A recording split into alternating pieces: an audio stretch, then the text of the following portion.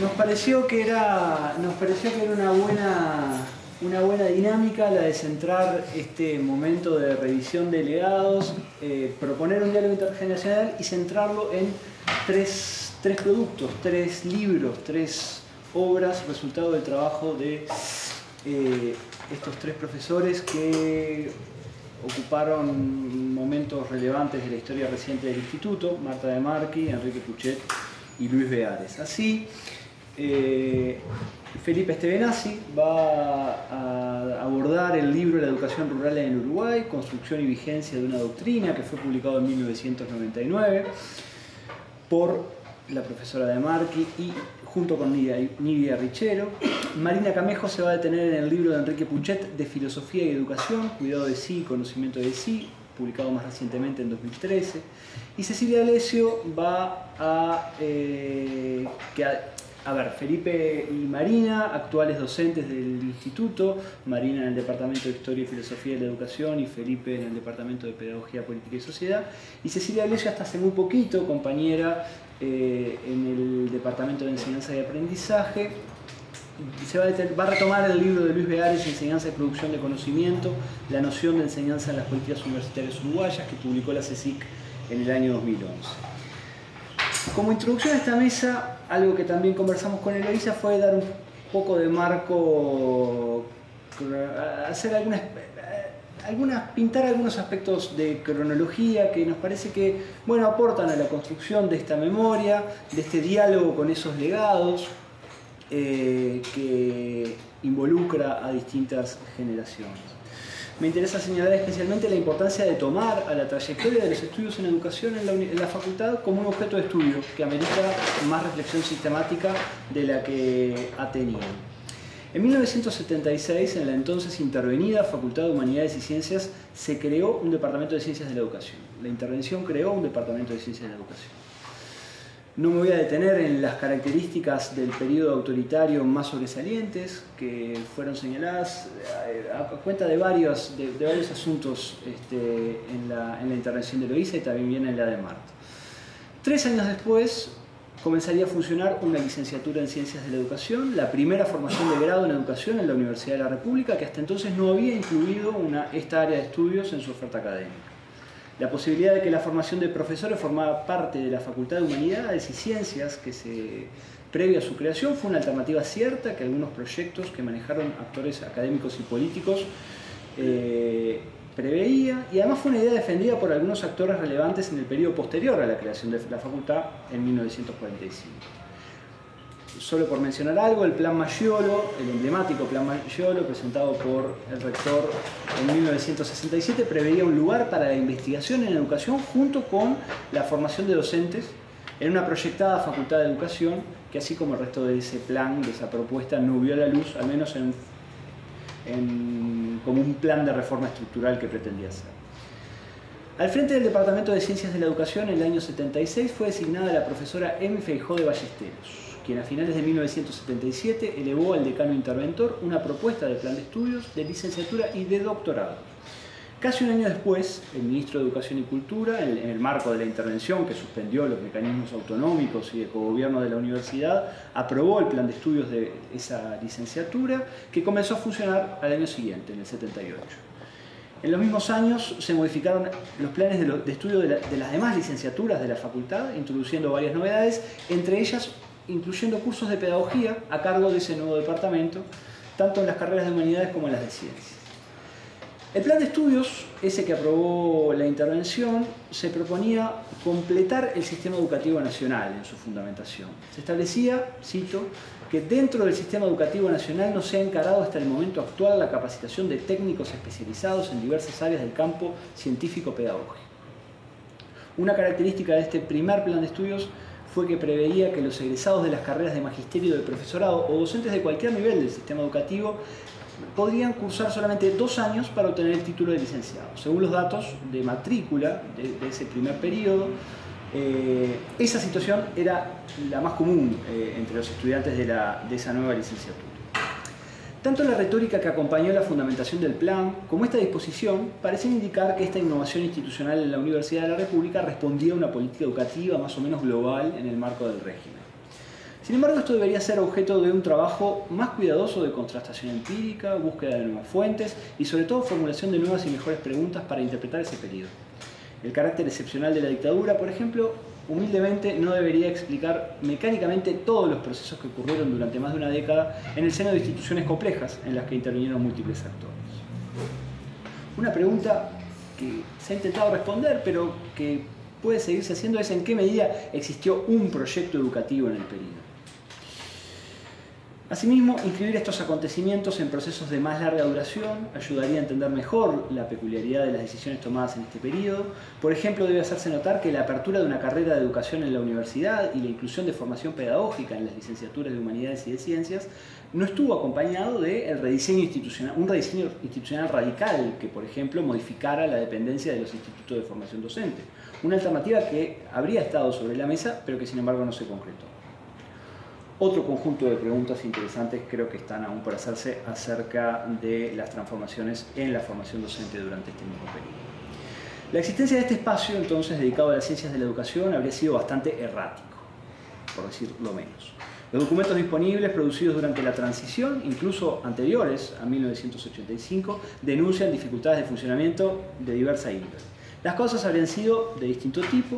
Como punto de partida, el escaso número de docentes asignados parece haber jugado un rol crucial, más allá de la falta de mecanismos que garantizaran, por ejemplo, una evaluación académica para acceder a los cargos. En el 85 había 11 docentes, en general con muy bajas cargas horarias, todos contratados después de 1980. Además, a inicios del 84 se tuvo que hacer cargo de la dirección del departamento el profesor Ricardo Merov, luego de que la directora de la etapa inicial fuera separada del cargo producto de un proceso administrativo que indagaba irregularidades. Tanto los informes de Merov como los documentos emanados de las asambleas estudiantiles son coincidentes, vienen de actores con distintas voces, en esas debilidades. Los estudiantes denunciaban número insuficiente de docentes, irregularidad e ilegitimidad del acceso a los cargos, falta de calificación de los docentes, incumplimiento de diferente tipo, gestión irregular de la carrera, manejo arbitrario de las evaluaciones, inexistencia de programa, falta de coordinación de los contenidos de asignaturas, entre otros.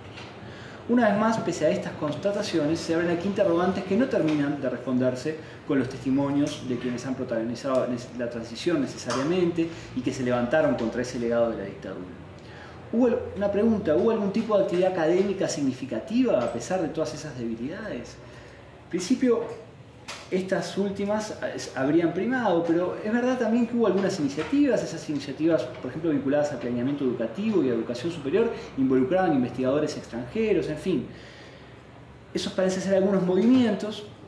Una vez más, el desafío es cómo poder recuperar otras facetas de procesos complejos que arrojan una historia quizá más matizada, pero es claro que el nacimiento de ciencias de la educación no fue particularmente esplendoroso, ni política ni académicamente. El nuevo plan de estudios aprobado en marzo de 1986 en el contexto de la transición modificó la estructura curricular como parte de un proceso de evaluación y revisión general en toda la universidad.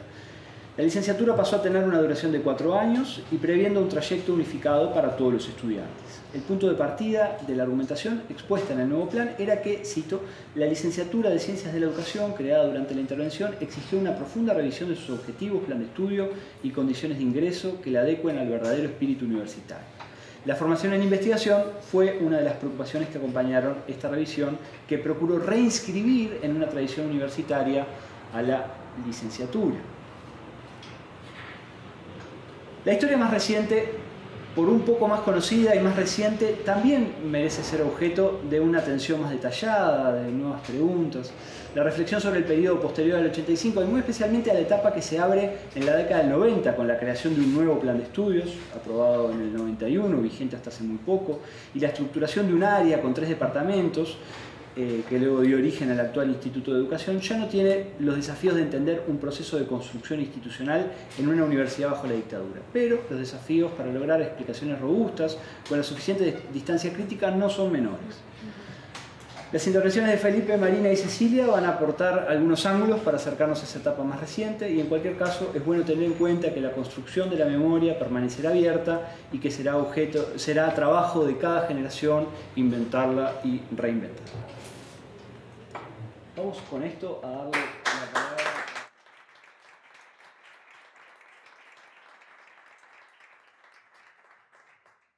En primer lugar, a Felipe.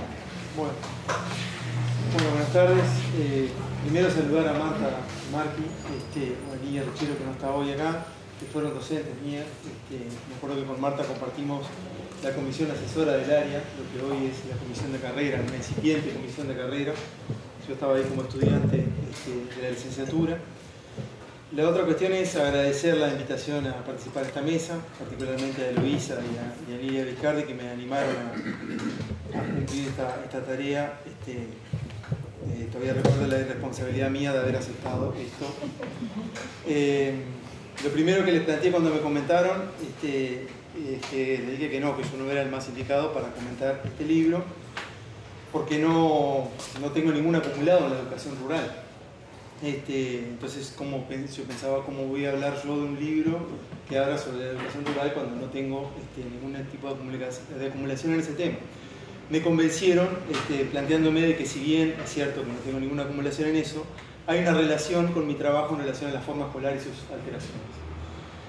Y fui descubriendo que efectivamente esa relación con el trabajo en relación a la forma escolar y las alteraciones de la forma escolar era cierta y que en definitiva cierta y fuerte. Yo ingresé a la licenciatura en el 1997, este libro se edita en 1999 y lo tenía presente, pero nunca me había acercado al libro. Creo que la honestidad es lo primero que uno debe tratar de conservar.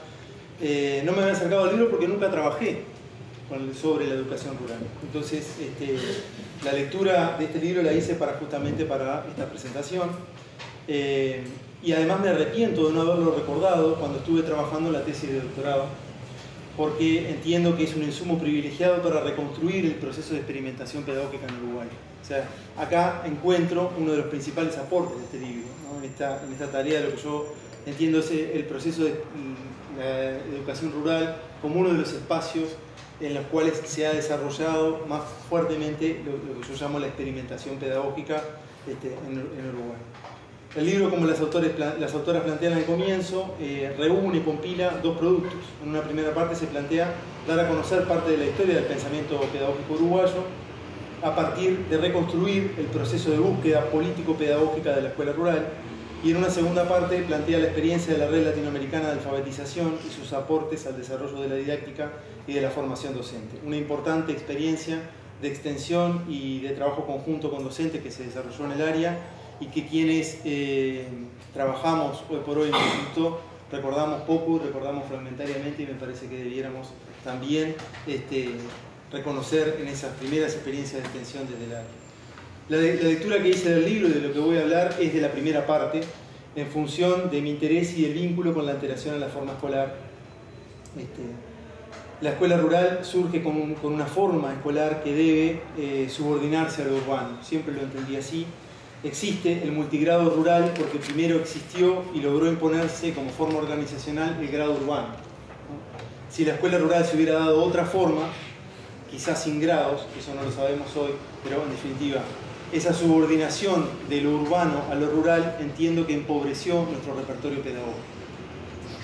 Este libro aporta elementos histórico-conceptuales para la necesaria profundización de investigaciones sobre la escuela rural, en la medida que gran parte de las alternativas pedagógicas que ha producido nuestra escuela surgen allí o abrevan en pensamiento pedagógico producido desde la escuela rural.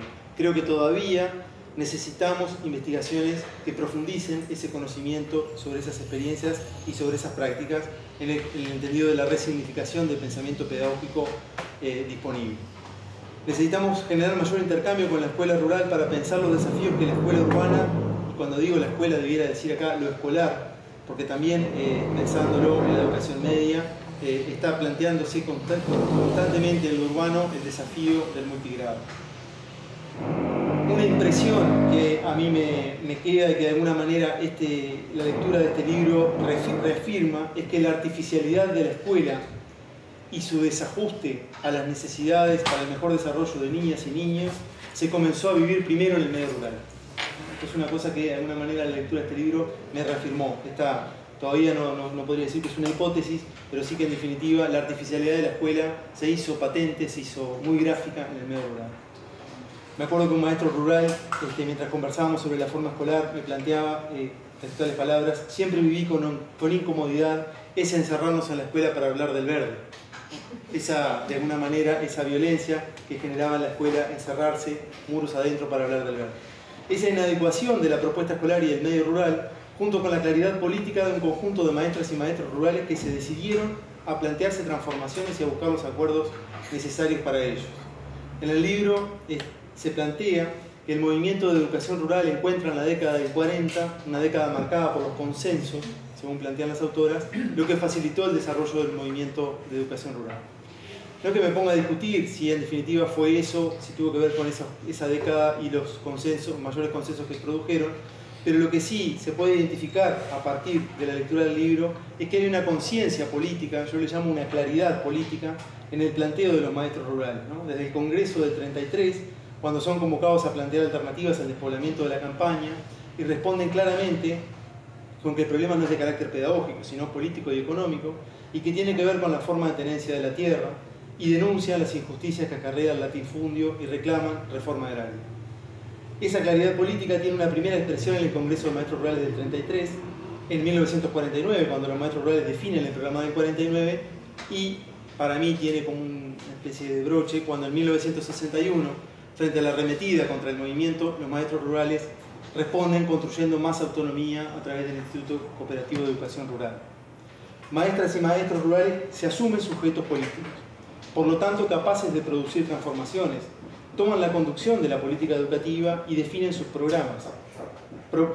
Proponen, impulsan y llevan adelante experiencias pedagógicas inéditas, recuperan y resignifican experiencias y prácticas de otros países y buscan no quedar aislados. Y esto parece un aspecto central en esto que yo planteaba de la necesaria reconstrucción del proceso de experimentación pedagógica, ¿no? Esta idea de resignificar y recuperar experiencias y prácticas. Dicen las autoras, desde siempre los maestros tuvieron conciencia de la injusticia social producto de la miseria y del aislamiento del medio rural. Esta sensibilidad ante los problemas de la campaña posibilitó el surgimiento de un pensamiento pedagógico fundado en la acción y en la reflexión. De vuelta, las autoras dicen, la teoría surgió entonces como construcción colectiva.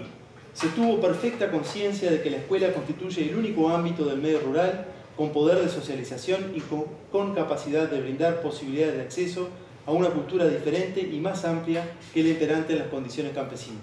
Es por ello que el magisterio asumió el compromiso con esta alta responsabilidad. Resignificar prácticas y pensamiento pedagógico en lugar de buscar la innovación. Otro contacto con el trabajo que venimos promoviendo del Instituto de Educación,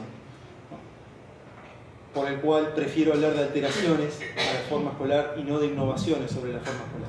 Dicen las autoras, concluyendo el libro, la buena docencia se nutre de viejas ideas que no por ello dejan de ser válidas ni necesitan siempre de ser sustituidas por otras nuevas.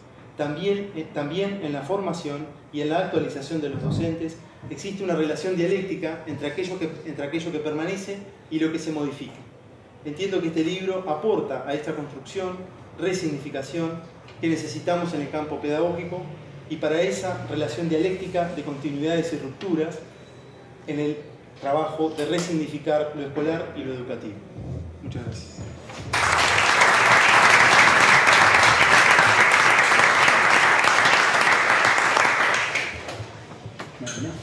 Bueno,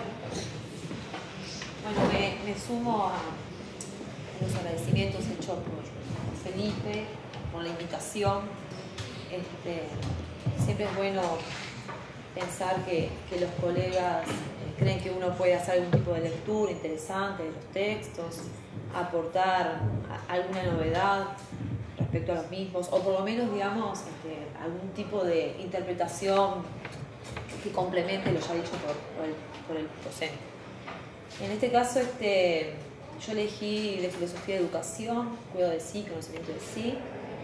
Primero porque es un libro que yo ya había leído de Puchet, entonces me parecía, y siempre está bueno volver a leer algo que uno ya leyó, porque en las relecturas uno descubre cosas que quedaron atrás.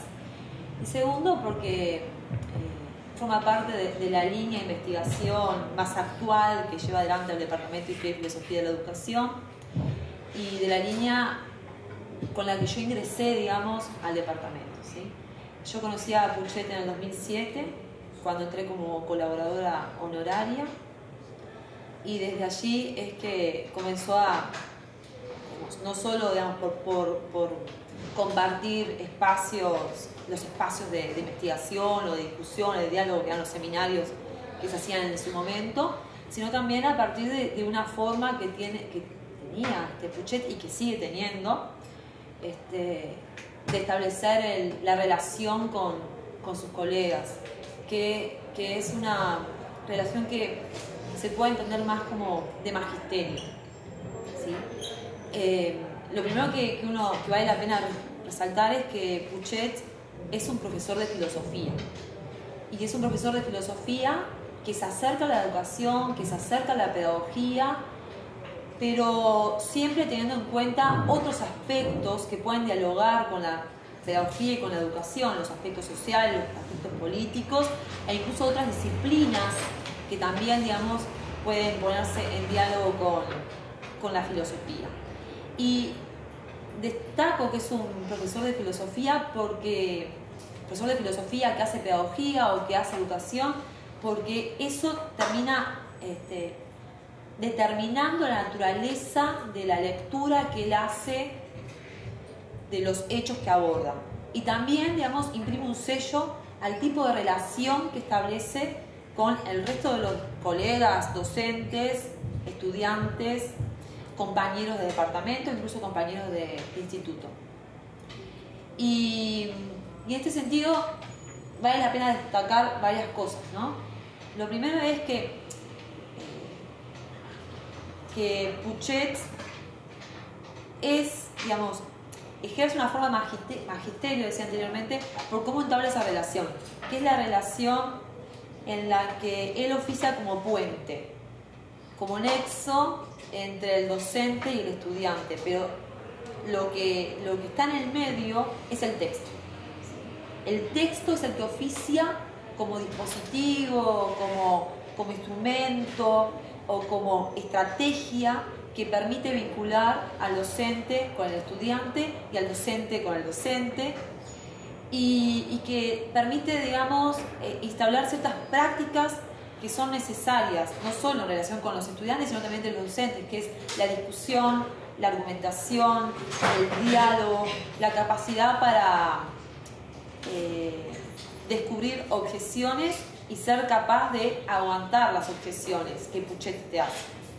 Porque si hay algo que destacó a Puchet, por lo menos en el periodo en el que yo pude compartir espacios con él, es que siempre estaba en desacuerdo con lo que uno decía, ¿sí? Y siempre estaba en desacuerdo con las lecturas que uno podía hacer de los textos. Entonces es como hasta contradictorio, ¿no? En el sentido de que, ¿qué vamos a leer? Foucault. ¿Para qué? Para reventarlo, digamos, ¿no? O sea, es decir, está el autor, pero el autor tiene un valor en sí mismo, pero no porque él considere que lo que el autor dice es atinado, está de acuerdo, ¿no? Es para mostrar cómo hay que hacer educación y cómo hay que hacer, digamos, porque esa es la forma de educar al otro, ¿sí? Mostrándole que a partir del texto hay que desarrollar estrategias que permitan ser capaz de desvelar lo que está implícito, ¿sí? De desarticular la objeción, de identificar el argumento. Y creo que parte de eso está en esta obra de filosofía de educación. Primero que nada, este texto, decíamos, se enclava en una de las últimas líneas de investigación que han formado parte del departamento, que es la línea de la relación entre filosofía y educación, cuidado de sí, autoconocimiento e inquietud de sí, a partir de una lectura del último periodo de Foucault. Lo que hace el texto de Puchet es releer algunas de las propuestas socráticas, estoicas y del cristianismo primitivo, recuperando estos conceptos que Foucault recupera, ¿sí? Que son el concepto de cuidado de sí, inquietud de sí. Pero no porque, digamos, la recuperación que hace Foucault y sobre la que lee Puchet, no es que esté totalmente de acuerdo Puchet con lo que Foucault dice. Es más, en su texto deja claro que Foucault no tiene nada de original, ¿sí? en este sentido, pero que sin embargo sí le reconoce y valora volver a poner en el tapete nociones que han estado como encapsuladas o han sido ocultadas por la tradición y que tienen mucho para ofrecerle a la perspectiva educativa o pedagógica. Entonces, lo que él se propone en este texto es mostrar cómo debe nacer una nueva filosofía de la educación, ¿sí? No una filosofía de la educación que responda a perspectivas analíticas o que estén, digamos, sujetas a la noción de una filosofía política, que responda a una noción de cómo debe, digamos, la filosofía responder a las estrategias que políticas educativas podrían disponer, plantear, postular. Lo que él dice es, bueno, la filosofía de educación se encuentra, digamos, atravesada por un conjunto de dificultades, se encuentra atravesada por un conjunto de problemas, y lo que necesitamos para convertir a la filosofía de educación en una disciplina que tenga sentido y pertinencia en un combate con otras disciplinas que batallan por tener voz en relación a la educación, es tratar de resolver estas dificultades. Es decir, las cosas que, o por lo menos algunas de las cosas que ve Pouchet, es que hay una batalla por quién se hace cargo de la educación como campo de estudio, ¿sí? Y mientras parece que otras voces son privilegiadas en ese sentido, es necesario que la filosofía de educación se plante, ¿no? Y diga, yo tengo algo para decir, pero para eso es necesario, a su vez, identificar con claridad cuáles son las dificultades que tenemos que resolver. Creo que Pouchet, decíamos, hizo escuela sin querer hacer escuela, ¿sí? Él jamás se reconocería a sí mismo como un filósofo, jamás se reconocería a sí mismo como un maestro. Pero sin embargo, ha ejercido un magisterio que consiste en esto, ¿no? En estar siempre dispuesto a dialogar con el otro. Y como parte de ese magisterio, a desarrollar estrategias que permitan perfilar el campo. Por esto también pienso que, a pesar que él no estaría para nada de acuerdo con considerarse un maestro del cuidado de sí, yo creo que algo de su forma de dialogar con nosotros supone cuidado de sí. Supone cuidado de sí porque, en primer lugar, supone un reconocimiento del otro. En segundo lugar, porque nos habilita como interlocutores válidos. Es decir, no importa si soy estudiante, si soy egresado, si soy docente o no soy, siempre está dispuesto a leernos. O sea, no importa qué mail le mande uno, él lo lee y lo contesta, ¿sí? Siempre está dispuesto a ofrecernos materiales, a mandarnos enigmas que casi ninguno de nosotros puede resolver, a comentarnos nuestras publicaciones en Facebook. Es decir, tiene más participación en Facebook Pouchet que la que tengo yo, y eso habla de cómo ha hecho, digamos, del cuidado de sí una herramienta de formación humana, ¿sí? Lo que importa es el otro, y esto es algo que debe saludarse.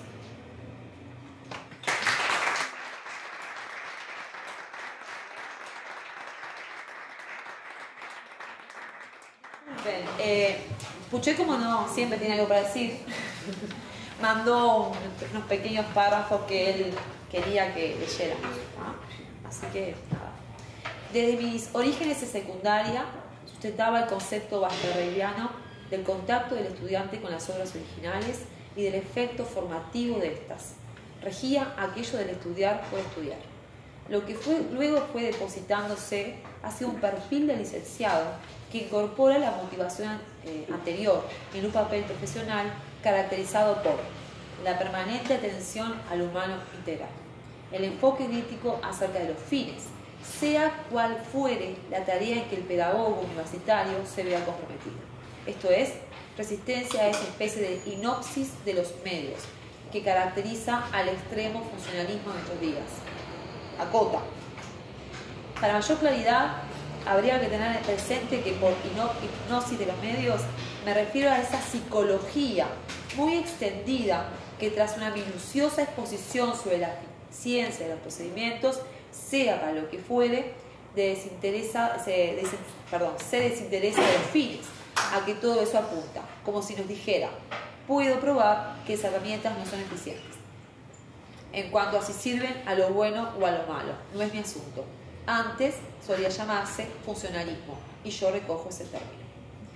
Por otro lado, también el efecto formativo del que él hablaba muestra una actitud frente a los cambios necesarios, tal como la encuentro en unas páginas de Bergson, en las que destaca: no aprobar en instituciones, leyes y costumbres únicamente lo que ostenta el sello exterior y superficial de la claridad lógica y la organización simple. Es al fin como si cerrara el círculo. El maestro de los años juveniles inspira actitudes válidas para las inquietudes del presente. Bien.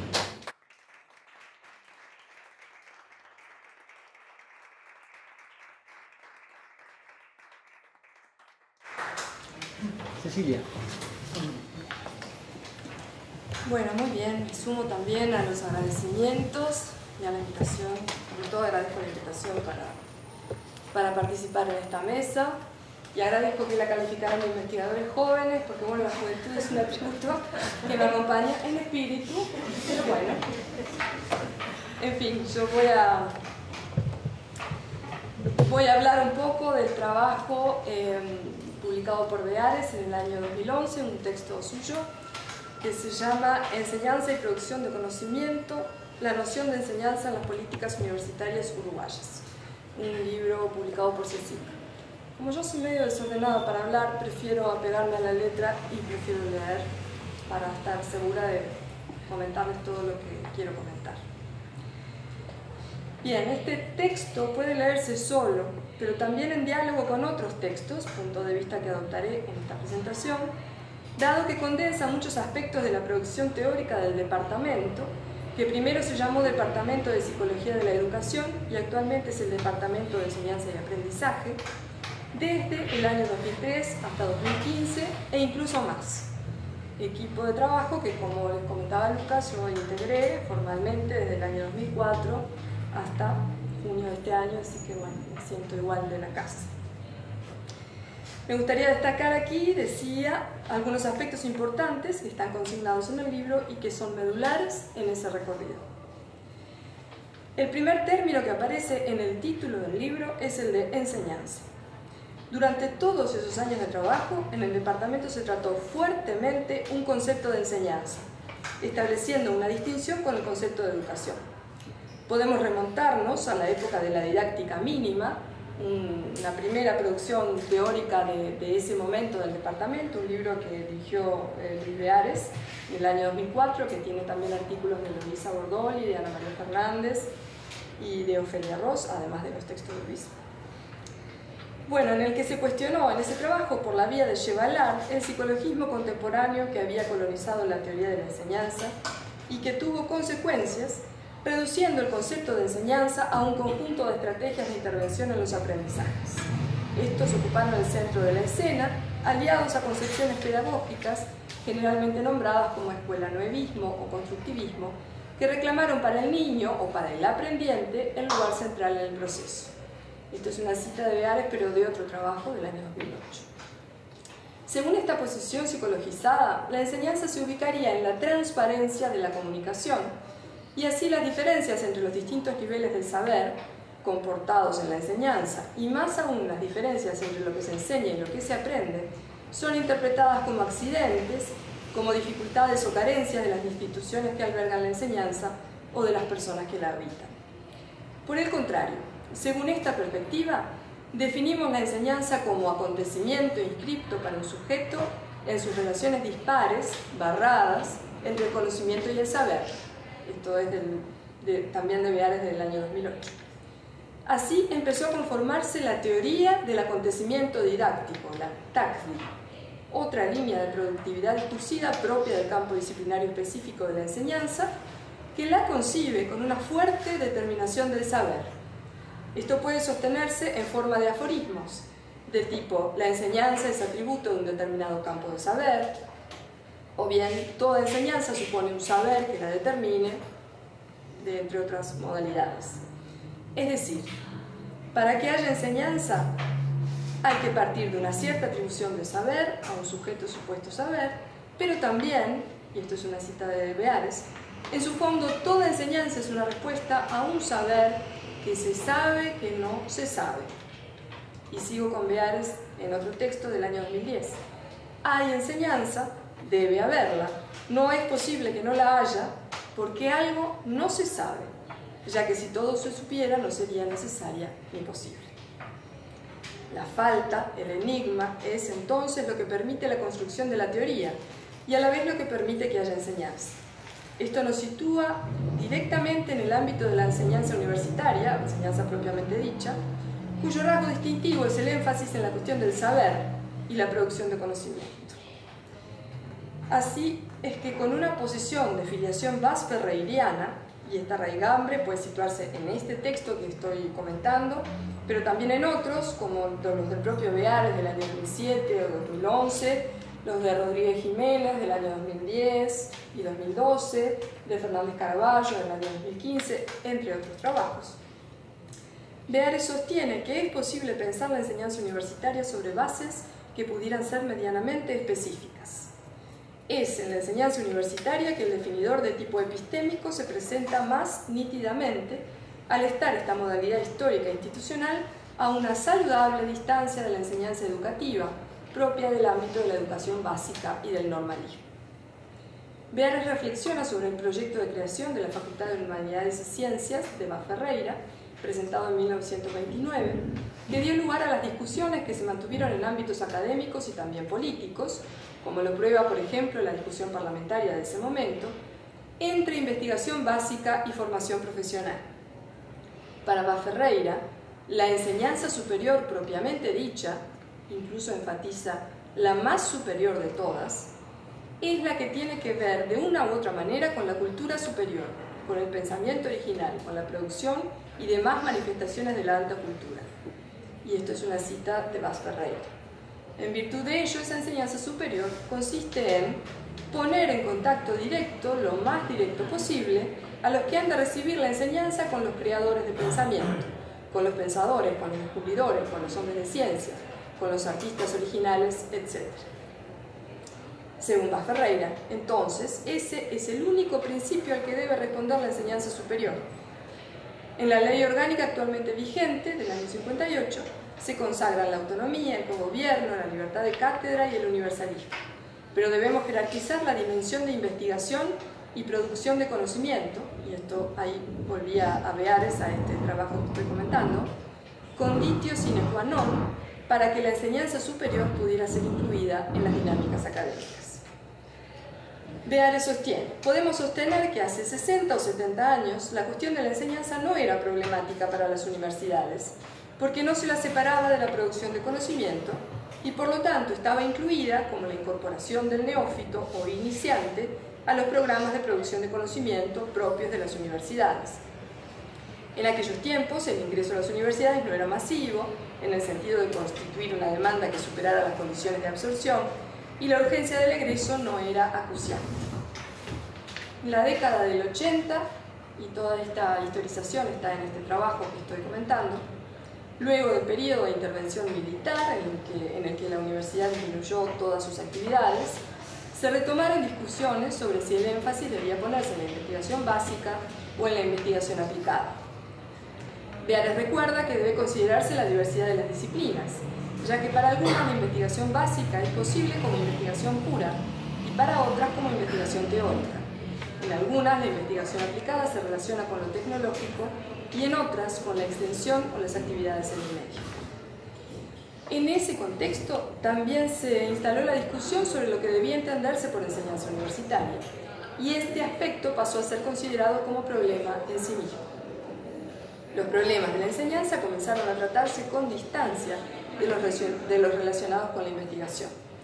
Beares destaca que con ellos se obtienen desarrollos interesantes, considerando que en los últimos 20 años se viene asistiendo a una crisis importante de las posibilidades universitarias de dar cuenta de su cometido de enseñanza, sea por la dimensión profesionalista creciente en la oferta-demanda universitaria o por la masificación de las demandas, problemas que fueron cuestiones muy enfatizadas en las discusiones de los años 80 y 90.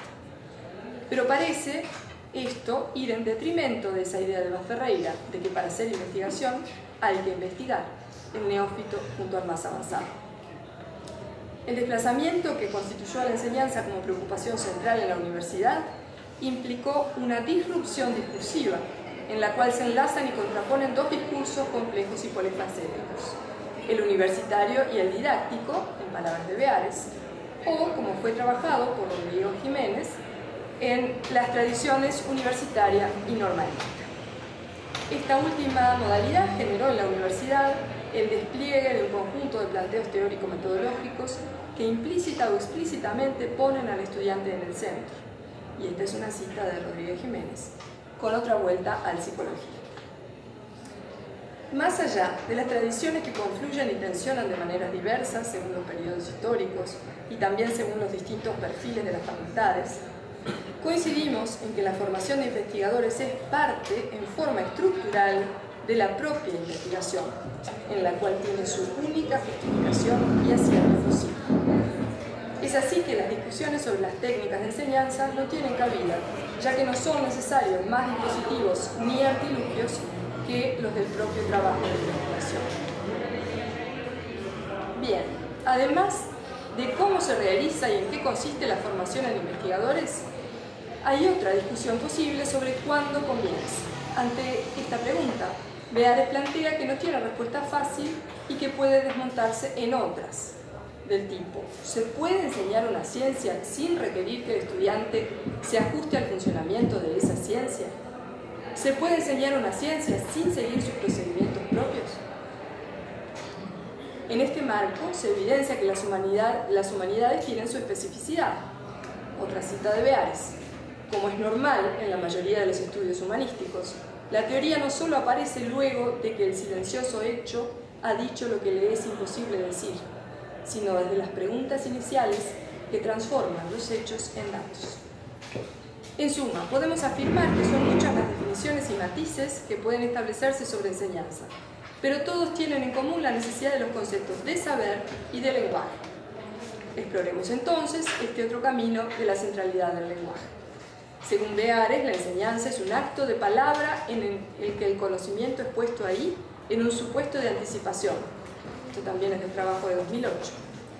O bien, tomando la máxima agustiniana, enseñar es hablar. Esto lo trabajó en un texto de 2006. Hacer que el otro entre en signos, en representaciones, en episteme. Y esto es del año 2005. Incluso esto también puede rastrearse al protréptico de Aristóteles, por supuesto, vía Jaeger, que revela una teoría de la enseñanza como exhortación, que es una posible traducción de protréptico. Se trata de hablar al otro, instándolo a salir de la doxa y abrazar la episteme. En cuanto a los trabajos sobre el lenguaje, es justo señalar que tienen sus antecedentes mucho antes de 2003, con los trabajos en el campo de la lingüística, los estudios sobre la comunidad sorda y su lengua, o sobre las lenguas de frontera en el marco del Instituto de Lingüística y del CEIU, por ejemplo, también en esta facultad. Esas temáticas fueron retomadas, aunque tangencialmente y no de manera sistemática, por distintos colaboradores e integrantes del Instituto de Educación, en el que más recientemente se ubicó una línea de trabajo sobre derechos lingüísticos. Así, el postulado referido al sustrato del lenguaje para la enseñanza no ha podido ser negado por el psicologismo, aunque se lo haya remitido a la trastienda del instrumentalismo. Eso, otra cita de Beares. Para nosotros, lejos de considerar al lenguaje como instrumento o como elemento transversal, la enseñanza es un efecto de que haya lenguaje. Ese rasgo es definitorio de nuestra concepción de enseñanza. Así surgieron grupos de trabajo y luego líneas de investigación. Por ejemplo, la línea Dimensiones lenguajeras de la enseñanza y aprendizaje, primero dirigida por Beares, pero que ahora continúa sus tareas, enfatizando este punto de vista lenguajero. Y en este punto tengo que pedir disculpas por la autorreferencia, porque es una línea que yo integro, de hecho dirijo junto con Juan Manuel Fustes, porque los trabajos del departamento son muchos, son múltiples, pero bueno, puedo comentar y referirme aquí a los que me han concernido o me conciernen más directamente. Por ejemplo, además de los colegas que ya mencioné, podría haberme detenido también en textos de Bordoli, Dogliotti, Santos, Venturini, y otros no necesariamente del departamento, pero con cercanía teórica y cuestiones afines, como los de Cravioto, Villalba, Musto, Puget, Rueger, entre otros. Incluso Seré escribió una reseña de este libro que yo estoy comentando en el número 2 de la revista de Irascomay, una revista de investigaciones sobre enseñanza, publicada por el departamento, iniciada en 2010 y con 8 números ya publicados. Sepan que esta no es una enumeración exhaustiva, que los aburriría mucho, apenas para dar cuenta de que hay bastante producción, no solamente la que concierne a este libro. Bien, al hablar de lo lenguajero, Fustes puntualiza: estamos recurriendo también a un neologismo, pero a partir de una derivación latino-romance ya existente en francés, con langagier, o en portugués, linguagero, y en referencia a aquello que escapa a los límites de la lingüística o de lo capturable del lenguaje y permite su planteo en los registros real, simbólico e imaginario. En este marco lenguajero, por ejemplo, se ubica la tesina de grado de Martínez sobre la presencia de niños hablantes de ruso en una escuela del departamento de Río Negro. También esta centralidad en el lenguaje y el énfasis en el saber me sirvieron para pensar y proponer toda una línea de trabajo en torno a la escritura y al texto académico. Ubicar estos asuntos dentro de la teoría de la enseñanza abre la posibilidad de pensar la escritura académica no por sus aspectos más tecnológicos, como por ejemplo de adecuación o de inadecuación, sino enfatizando la relación particular entre un saber de las disciplinas y un sujeto en falta. Sin esa puntualización, la escritura académica sería considerada como mera destreza o mera habilidad. Bueno, en la línea de la escritura académica está mi trabajo de tesis de maestría, pero también hay una tesina de grado en preparación que es de Torres, que, bueno, todavía está en la investigación en curso. Pasemos ahora a los desafíos teórico-metodológicos. Empecemos por el aspecto metodológico. En este punto ocupa un lugar privilegiado el análisis del discurso francés, del que tomamos, por ejemplo, las categorías de Piaget, estructura y acontecimiento. Piaget define el acontecimiento como el punto de encuentro de una actualidad y una memoria, y sostiene que es al mismo tiempo perfectamente transparente y profundamente opaco. En cuanto al otro término, según Beares, incluso la estructura, la memoria, es un efecto del acontecimiento. El acontecimiento, la singularidad, es lo que convoca. No es una singularidad llena, es la singularidad vacía del significante que permite la emergencia del real. Admitiendo un lugar para la interpretación en el dispositivo, este procedimiento no consiste en atribuir significados, digamos, llenar, sino que se vincula con la escucha y con el análisis, de los que se vale la teoría del acontecimiento didáctico, dispositivo del que todavía falta exploración y formulación. Por ejemplo, Fernández Caraballo se pregunta: ¿cómo capturar el acontecimiento en la empiria? El investigador, el que lee dicha materialidad, interpretará aquello que allí se presenta y el límite de la interpretación estará dado por la estructura. La falta, el sinsentido, concitan también al investigador. Es decir, el investigador está allí capturado como efecto de la deriva. Incluir la pregunta, la dimensión heurística, no impide el funcionamiento y la productividad. Por el contrario, no incluirlas nos ubicaría en una posición ingenua y en última instancia meramente imaginaria. En cuanto a los aspectos más propiamente teóricos, en suma, durante todos estos años, con los trabajos ya mencionados y algunos otros que no puedo referir en el contexto de esta presentación, ha habido un esfuerzo muy grande de objetivismo abstracto, en el sentido en que Voloshinov ubica los planteos saussurianos, para situar un objeto posible que convoque a una ciencia con deseo de tal. Según Beares, en la teoría de la enseñanza pueden encontrarse tres ejes imbricados entre sí. Un eje que refiere al saber, un eje que refiere al lenguaje y un eje referido a la condición intrínseca de efecto sujeto de la inestabilidad del lenguaje. Entonces, ¿cuál sería ese asunto, objeto, si queremos mantenernos en términos más saussurianos, que nos convoca? Se trataría, como parece haber formado parte de una tradición importante también, de las estrategias del buen enseñar o didácticas. Ese parece un asunto más bien tecnológico, que no alcanza para justificar una disciplina conformada, ni menos una teoría, ni toda la inversión que una licenciatura requiere, ni tampoco los esfuerzos en investigación que hacemos en el Instituto de Educación. ¿Se trata de pensar la educación en clave de derechos y enfatizar en la potencia, llevándola a todos? Sí, puede ser.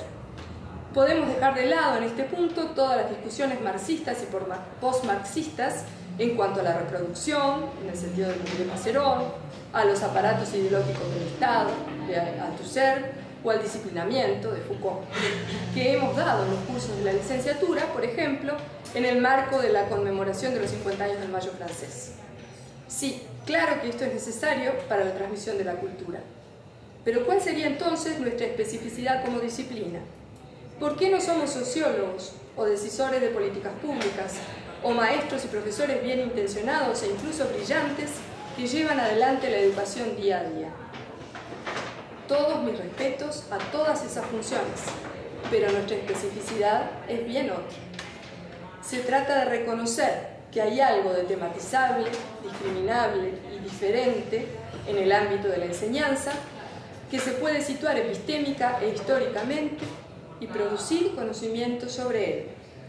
De todo esto se ocupó específicamente la línea de investigación Indagaciones en el campo teórico de la enseñanza, ICTE, que funcionó desde 2012 hasta 2015.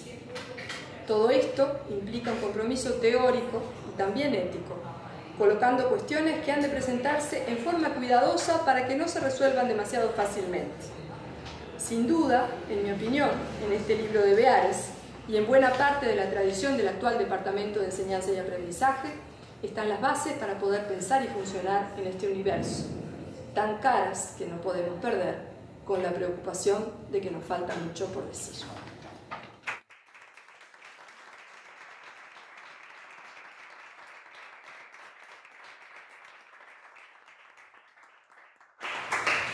Bueno, muy bien, básicamente era esto lo que queríamos. Esa fue la propuesta, sin mayores pretensiones. Las jornadas van a seguir funcionando mañana, pero no acá en la facultad, sino en el aulario del área social. Es ese edificio nuevo, relativamente nuevo, que queda frente a la Facultad de Ciencias Económicas, en la calle Gonzalo Ramírez. Vamos a tener mesas de ponencias a partir de las 9 de la mañana y luego también a lo largo de la tarde. Así que nada, bienvenidos mañana también y gracias a todos.